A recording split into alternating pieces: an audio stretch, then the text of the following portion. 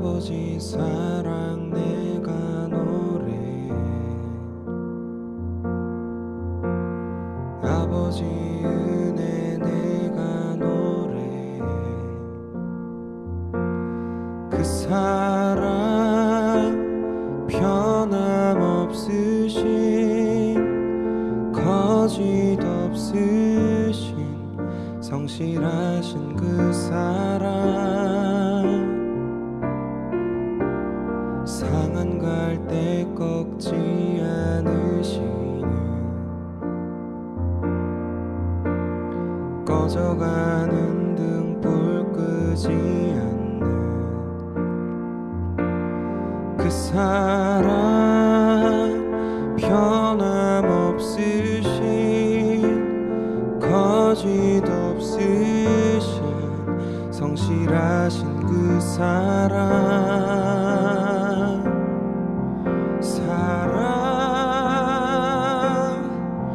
그 사랑 날 위해 죽으신 날 위해 다시 사신 예수 그리스도 다시 오실 그 사랑 죽음도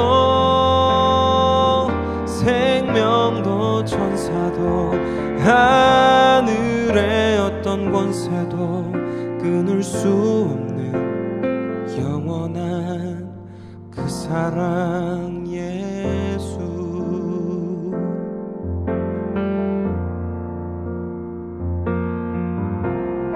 아버지 사랑 내가 노래해. 아버지 은혜 내가 노래해. 그 사랑 변함없으신 거짓 없으신 성실하신 그 사랑 상한 갈 때 꺾지 않으시는 꺼져가는 등불 끄지 않는 그 사랑 변함없으신 거짓 없으신 성실하신 그 사랑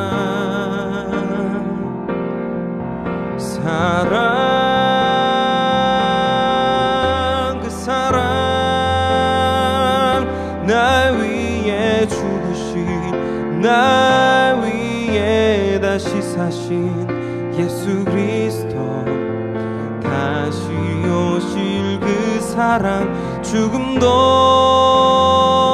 생명도 천사도 하늘의 어떤 권세도 끊을 수 없는 영원한 그 사랑 예수.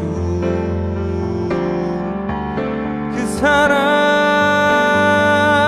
날 위해 죽으신 날 위해 다시 사신 예수 그리스도 다시 오실 그 사랑 죽음도 생명도 천사도 하늘의 어떤 권세도 끊을 수 없는 영원한 그 사랑 예수. 영원한 그 사랑 예수. 영원한 그 사랑 예수.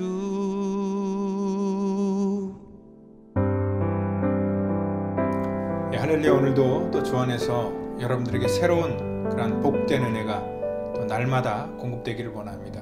우리가 살면서요, 인간의 기본적인 그런 욕구가 있어요. 음식을 보면, 맛있는 음식을 보면 또 먹고 싶은 그런 식욕이 있고, 또한 본능적인 그러한 어떤 성욕이나 또 아니면은 이렇게 즐거움을 찾는 그러한 어떤 그 욕구들이 있습니다. 이런 모든 보편적인 욕구 같은 것들에 대해서 기독교인이기 때문에 그러한 욕구를 갖는 것은 죄다라고 말할 수 없습니다. 왜냐하면 이건 인간이 갖고 있는 그런 이 보편적인 개념이기 때문에 그렇습니다. 오늘 우리 인간의 부패성 때문에요, 어느 정도 이렇게 절제가 필요하지만 이러한 그 보편성 속에서 이러한 것들이 올바르게 해석되어야 된다는 거예요. 그러니까 우리 기독교는 유일하신 하나님을 믿는 그런 유일성을 믿잖아요. 근데 이것도 어떤 그 보편성 속에서 이것들이 나타나야 된다는 거죠. 이거 쉽게 얘기해서 뭐냐면은 우리에게 개성이 있잖아요. 개성이라는 것도 각자의 어떤 그 성격이나 특징인데, 이런 것도 그냥 보편적인 것 속에서 이런 개성이 드러나야지, 만약에 보편성이 무시되고 개성만 드러나면 그거는 괴팍함이 되는 거죠. 개성이 안 되는 거죠. 그런 것처럼 오늘 우리의 삶 속에도요, 이런 그 보편성 속에서 또한 하나님의 진리가 온전히 드러나게 되어야 된다는 거예요. 그래서 오늘은 이 시간에 우리가 하나님의 법과 세상의 법이 상충되거나 부딪힐 때에 우리가 어떤 것을 선택하고 또 어떻게 우리가 그런 개념을 세워나가야 될지를 오늘 말씀을 통해서 같이 깨닫기를 원합니다.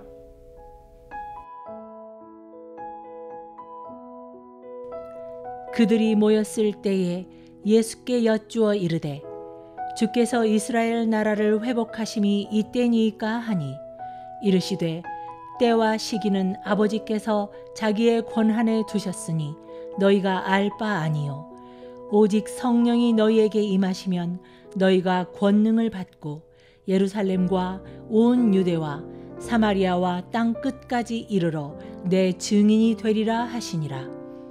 이 말씀을 마치시고 그들이 보는데 올려져 가시니 구름이 그를 가리어 보이지 않게 하더라. 올라가실 때에 제자들이 자세히 하늘을 쳐다보고 있는데 흰옷 입은 두 사람이 그들 곁에 서서 이르되, 갈릴리 사람들아, 어찌하여 서서 하늘을 쳐다보느냐? 너희 가운데서 하늘로 올려지신 이 예수는 하늘로 가심을 본 그대로 오시리라 하였느니라. 세상의 법에는요, 상위 개념과 하위 개념의 법이 존재하죠. 그런데 이 상위 개념의 법과 하위 개념의 법이 때로는 어떻게 그 법을 해석하느냐에 따라서 충돌하기도 합니다. 그런 충돌할 때마다 우리는 그럼 어떻게 법을 적용해야 될까 볼 때, 이 법령에 의해서 정해놓은 기준은 뭐냐면 항상 어떤 상위법을 먼저 기준으로 해서 선택해야 되고, 그리고 특별법 같은 거를 통하여서 우선순위로 둘 것을 얘기하고 있습니다. 그러니까 우리의 삶 속에도 역시 마찬가지입니다. 여러 가지 그러한 일들이 있는데 그러한 일 속에 다양한 해석을 할 수 있고 또 다양한 판단을 할 수 있습니다. 우리가 이 성경 안에서 우리가 생각할 때도 역시 마찬가지입니다. 하나님의 그러한 이 법이 있고 또 하나님의 법 속에도 이 상위법과 하위법이 나눠지고 있다는 것을 우리가 알 수 있습니다. 그래서 우리는요, 이러한 이 두 가지 이 법을 우리가 해석할 때에 어떻게 우리가 적용해야 될까, 이것을 또 정확하게 알고 있는 것, 그것이 굉장히 중요한 일이라는 것입니다. 왜냐면은요, 우리가 좀 쉽게 한 예로 들을 때에 미국에는 이미 다 넘어갔습니다. 그래서 정리가 됐습니다. 한국에는 지금도 여전히 시끄럽습니다. 이러한 그 특별법을 만들고, 그래서 그러한 그 소수의 인권을 존중해야 된다. 거기 맥락 속엔 이 동성애 문제가 굉장히 심각하죠. 아직도 한국은 보수적인 사회이기 때문에 그러한 일들을 받아들여지지 않고 또 그러한 일들에 대해서 아직도 갈등이 많은 것을 우리가 알 수 있습니다. 이 동성애법 같은 경우는요, 어떤 그 소수의 인권 또 개인의 그러한 이 자유를 존중하는 그러한 차원에서 만든 그러한 이 특별법입니다. 그래서 이러한 소수자를 보호를 해줘야 되고, 또 소수자는 약자이기 때문에 그러한 약자들을 이 법이 그들을 이렇게 보호해줘야 된다라는 그러한 이 맥락 속에서 이러한 법을 만들었는데요. 사실 이러한 그 약자를 보호해준다라는 그러한 이 큰 틀에서의 정의는 맞습니다. 그렇기 때문에 그들이 약자고 소수이기 때문에 보호해줘야 된다는 그러한 논리로 만약에 그러한 것들을 전부 다 받아들인다면 동성애뿐만 아니라 일부 다처제나 또 여러 가지 그런 이단들이 이 세상을 어지럽고 가정을 깨뜨리는 데 있어서도 어떤 제재할 방법이 없다는 겁니다. 이러한 모든 것들이 뭐냐면 전부 다 소수들이기 때문에 그렇습니다. 이 소수의 잘못된 것들을 보면서 소수기 때문에 보호해줘야 된다, 그리고 그들을 품어줘야 된다라는 것들로 만들면은 어떻게 보면은 그런 인권을 존중해 준다라는 그러한 차원에서 해석할지 모르겠지만, 나중에는 그러한 일들이 또 다른 그러한 더 큰 사회적인 문제를 야기할 수 있기 때문에 그렇습니다. 그러니까 전체적인 사회의 질서가 깨져버리고요, 가정의 질서나 어떤 이 정체성의 문제, 이런 것들에 대해서 전체적으로 혼란을 갖기 때문에 이 성경에서는요, 어떤 그 상위 개념과 하위 개념의 법이 충돌할 때에 우리가 어떠한 법을 따라가야 될지를 얘기를 하고 있습니다. 물론 이러한 전반적으로 하나님은 사랑이시기 때문에 하나님은 모든 사람을 사랑하십니다. 그리고 그 동성애자들도 하나님께서는 사랑하시고 또 하나님의 그 긍휼과 은혜의 대상이라는 것입니다.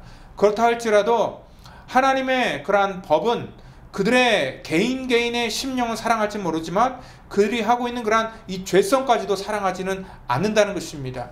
하나님께서는 분명히 하나님의 뜻과 또 하나님의 마음을 우리 가운데 알려주셨다면은 우리는 과연 어떠한 법을 쫓아가야 될 것인가요? 그러니까 이 교회 안에서 이러한 그 정체성이 확실하게 세워지지 않으면 인권이나 또 사랑이나 이런 아름다운 말들이 하나님의 공의와 정의를 오히려 약간 어게인스트 할 수 있는 그런 문제가 생길 수도 있다는 것입니다. 오늘 하나님의 공의와 정의가 무너질 때 교회는 자원봉사 단체, 아니면 취미그룹 이런 정도로 또 전락할 수 있다는 것을 우리는 분명히 알고 있어야 된다는 것입니다. 분명히 알아야 될 것은 뭐냐면, 우리 기독교인들에게 있어서 최고의 상위 개념은 뭐냐면 바로 하나님의 법과 하나님의 말씀입니다. 하나님께서 말씀하시고 또 하나님께서 이 땅 가운데 우리 가운데 허락하신 그러한 일들 안에서 우리는 자유를 누릴 수가 있는 것이고요, 그 안에서 마음껏 우리가 사랑을 할 수 있는 것이지, 하나님께서 세워두신 그러한 법의 테두리를 넘어간 그러한 사랑을 우리는 이 땅 가운데 허용할 수 없다는 것입니다. 사도행전은 바로 이러한 이 상위법의 개념을 우리 가운데 알려주고 있습니다.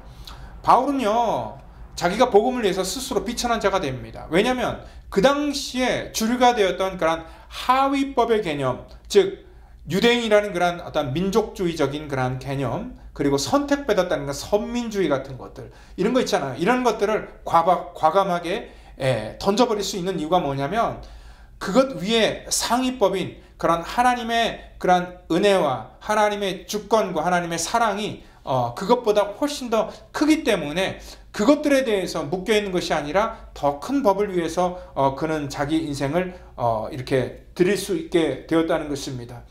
오늘 성령의 역사도요, 바로 이러한 상위법의 개념 속에서 우리가 이해를 하고 있어야 된다는 것입니다.